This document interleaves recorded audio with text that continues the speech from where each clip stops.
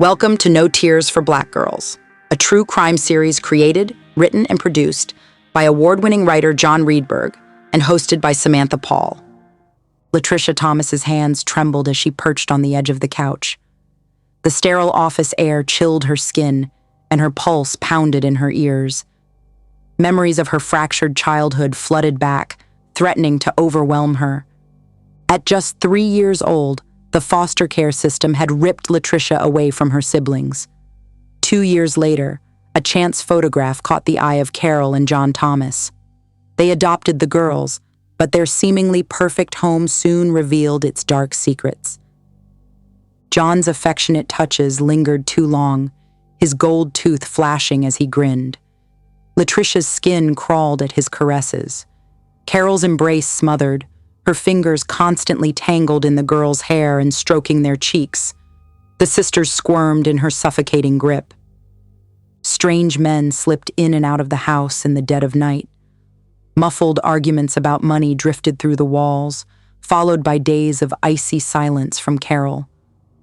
No one ever asked LaTrecia or her sisters if they were all right. They were nothing more than silent dolls in that house. On her 16th birthday, LaTrecia stuffed her meager possessions into a tattered backpack and fled, leaving behind the nightmare of abuse and neglect. Now, in this unfamiliar office, she fought to steady her shaking hands. She drew in a deep breath, ready to finally share her story, praying someone would believe her, desperate to reclaim the peace and safety that had been stolen from her for so long. This was the first day. Carol Thomas stood upstairs, occupied with her own business. John Thomas rushed around in another part of the house, loading items into the car. They carried on with their tasks until Carol emerged. "Who told you you could sit on this couch?" Her sharp words caught LaTrecia off guard. Confusion clouded LaTrecia's face. "Oh, I didn't know I couldn't sit here. I'm sorry." Carol's eyes flashed. "Don't get an attitude." This side of her, the raised voice, was foreign to LaTrecia. "I'm not giving you an attitude," LaTrecia protested, her brow furrowing in the way that always provoked Carol. "That right there, that makes me feel like you have an attitude with the ache of a problem." Carol snatched up an extension cord, her anger boiling over. She seized LaTrecia's arm, her grip vice-like as she lashed the cord against the girl's legs. LaTrecia's sisters huddled on the stairs, witnessing the assault in shocked silence. John moved through the room, seemingly oblivious to the violence unfolding. Tears streamed down LaTrecia's face as she crumpled under the onslaught, angry red welts rising on her skin. When Carol finally relented, she stood over LaTrecia, her chest heaving. "Stop crying. You'll be fine. Listen from now on." She pointed to the red recliner in the corner. "Sit here." LaTrecia obeyed, sinking into the chair as her sisters gathered around her, offering silent comfort. Time crawled by, an hour, maybe more, until it was time to leave. Carol's demeanor shifted as she herded the children to the car, hissing instructions. "Straighten up. Don't cry. Let it go." LaTrecia complied, squaring her shoulders and swiping at her tear-stained cheeks. She plastered on a smile as people snapped photos, commemorating the day. At the courthouse, the judge, caseworkers, and extended family gathered to celebrate the adoption. LaTrecia stood at the center of it all, numb to the significance of the moment. LaTrecia Thomas, the name felt foreign on her tongue. Excitement buzzed around her, but LaTrecia couldn't quite grasp it. She let herself be swept along by the tide of emotions, even as confusion swirled within her. Adoption remained an abstract concept, the implications just beyond her reach. In the aftermath of the finalization, life settled into a new rhythm. The caseworker visits dwindled, though Carol and John continued to foster other children. For LaTrecia, the red recliner stood as a silent reminder of the price of belonging. John Thomas's hands crept beneath the sleeping bag, violating the sanctity of innocence as his young foster daughter lay frozen beside him. The stench of cigarettes and cheap beer clung to his breath, hot against her neck in the darkened room. Shadows from the streetlight outside played across the twins' cribs, oblivious to the nightmare unfolding mere feet away. For an eternity of 5 or 10 minutes, rough fingers fondled tender flesh, confusion and dread swirling in her mind. Was this normal? Carol slept just down the hall. Surely she would stop this if it was wrong. But the door creaked open and shut. Footsteps retreated, and still no one came to save her. Morning arrived, breakfast sizzling in the kitchen as if the world hadn't shattered overnight. She met John's eyes, searching for answers, for acknowledgement, but he offered only silence. The days bled together after that, boundaries erased with each transgression. The bathroom door ajar as she showered, his shadow in the bedroom doorway as she dressed. Cruel punishments were doled out for invented infractions. PVC pipes and extension cords lashed their skin bloody. Fingers jammed down throats until they retched. Siblings are forced to beat each other black and blue. The scorching grate over the furnace seared their bare feet for crimes like unfinished dinners or imperfect rooms. Through it all, Carol sat impassive, yielding control to her husband's twisted whims. More children came and went, but no one investigated the bruises or flinches. On the surface, they were a miracle. 6 unwanted kids given a loving home. Newspapers printed fluff pieces, and the state gave out awards, yet behind closed doors, a monster roamed free. Carol claimed past abuse had damaged her, but it didn't excuse allowing the cycle to continue. Whatever horrors comprised John's history remained a mystery. No family ever visited.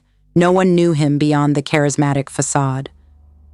By the time they moved to the big house on the West Shore, he had complete dominion over the isolated family. Writing became her only solace, pouring out her pain in diaries and stories, an escape from the inescapable. When her best friend succumbed to cancer and barred from the funeral, grief compounded the traumas with nowhere to turn. John's punishments escalated to new depravities, ice baths and hypothermic sleepovers in the garage, his most insidious reserved for when they were alone. Legs forcibly spread, delicate flesh battered with wire hangers, a torture she endured in tearful silence. Weeks shy of her 13th birthday, she wrote of wanting to run, to disappear, to die rather than suffer more abuse. When Carol found the diary, she fixated on the implications of inappropriate touching, missing, or ignoring, the desperate cry for help within. A doctor's confirmation of an intact hymen absolved John in her eyes. "Dirty, nasty liar," she hissed, slapping her daughter, inspecting her with disgust. Emboldened by his wife's denial, John took his foster daughter's virginity 2 days after she turned 13. Her sisters slept unaware in the adjoining room as harsh breaths mingled with muffled sobs. "Shut up," he warned. "No one will ever believe you." Then, in the next breath, twisted declarations of love, promises to run away together when she came of age, as if a child could consent to such depravity. Banished to a cinder-block room in the basement, she had no defense against his unfettered access. He worked nights at Walmart, rising at dawn to molest her before retreating to his wife's bed. On off days, he stayed up late, drunk on beer and perverted fantasies, violating her in shadowed corners of the house. If Carol caught them in compromising positions, only the girl suffered her wrath. Somewhere in her mind, she thought she could protect her sisters by accepting his abuse. But evil rarely stops at one victim. When he began touching her middle sister too, she didn't know what to do. It wasn't until much later, sitting in a West York middle school classroom, that she finally found the words to express the horror of her reality. The assembly introduced concepts that finally gave Tricia the words to describe her situation, even as they terrified her. The pamphlet mentioned incest, and as she read the definition, a sickening realization dawned. But doubt crept in. John Thomas wasn't her biological father, so did it count? In the basement room John had built, he violated her at every opportunity. The cold seeped into her bones as she lay trapped, his footsteps on the stairs heralding each new nightmare. Tricia complained about the chill, never suspecting his solution would make things even worse. Skilled hands constructed a windowless prison, drywall encasing her in suffocating isolation. Before he moved her to this new hell, Tricia's body betrayed a horrifying secret: a pregnancy at just 13. John let it progress for months before coldly informing her. Tears streamed down her face at the news, terror gripping her young heart. That fateful Friday, he drove her to Planned Parenthood, only to be redirected to a clinic in Baltimore. Tricia trembled as they navigated the gauntlet of protesters, their cries of "baby killer" piercing her ears. Pamphlets thrust into her face blurred through welling tears. The fluorescent vests of clinic escorts finally pulled her to safety, but the trauma had already branded her soul. Inside, paperwork and payment handled, they drugged Tricia into a woozy haze. Beside her, another woman with a young girl lamented being there. John spun a cruel lie in response. Mine was messing around with them boys. Tricia seethed silently at the injustice, wishing he would just shut up instead of compounding her pain with deception. After the procedure, Tricia woke to orange juice and crackers, then endured the drive home in silence. Carol greeted her with feigned concern, oblivious to the hours-long ordeal. Tricia played along numbly, bending to touch her toes at Carol's command. A jolt of pain accompanied the motion. In the basement, Tricia collapsed onto the bed, drifting into semi-consciousness. Blood saturated the sheets, a crimson testament to her stolen innocence. John rushed out for pain meds, while Tricia lay immobilized, marveling at her mere survival. Carol's willful ignorance ate at her, but gratitude for being alive overwhelmed any other emotion. 2 years later, 15-year-old Tricia reached a breaking point. Carol's physical abuse escalated until one day, cornered in the bathroom, something inside Tricia snapped.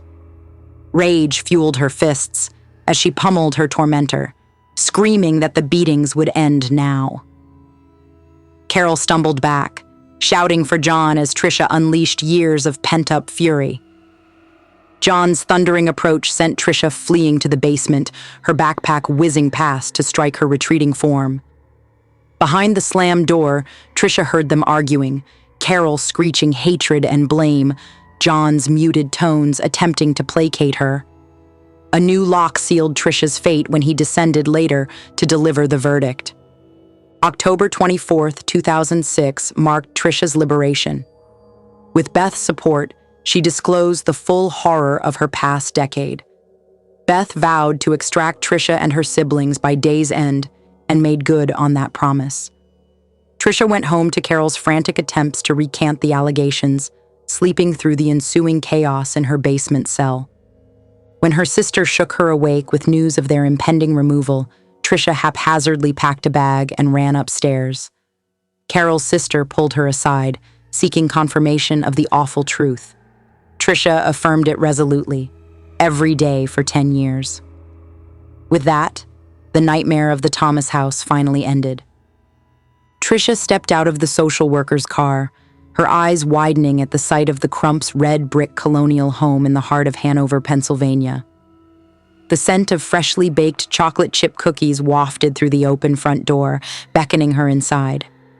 Mrs. Crump greeted the 6 siblings with a warm smile and open arms, her eyes shining with genuine affection.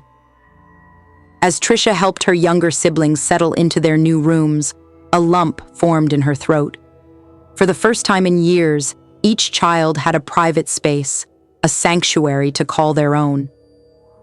Tricia's heart swelled with gratitude as she watched the Crumps sign the adoption papers for her younger brothers and sisters, officially welcoming them into their loving family. Though Tricia had aged out of the system at 18, she knew she would always have a place in this home. Tears of joy streamed down her face as she embraced Mrs. Crump, finally feeling the safety and belonging she had yearned for all her life. Their support sustained the children through the public spectacle of John's trial. At 16, Tricia endured the daily gauntlet of school and media scrutiny, stomach twisting at vicious online comments and death threats. Only the steadfast support of friends, a journalism teacher, and the Crumps kept her afloat in those turbulent years. Thank you for listening to No Tears for Black Girls. Please download the Alive Podcast app and follow us on all major podcast platforms to stay updated with our latest content. If there is a topic or true crime case that you would like us to cover, please send us an email at notearsforblackgirls@gmail.com or visit our website, notearsforblackgirls.com, and leave us a voice message through our contact page. And always remember, stay loved, stay blessed, and be safe.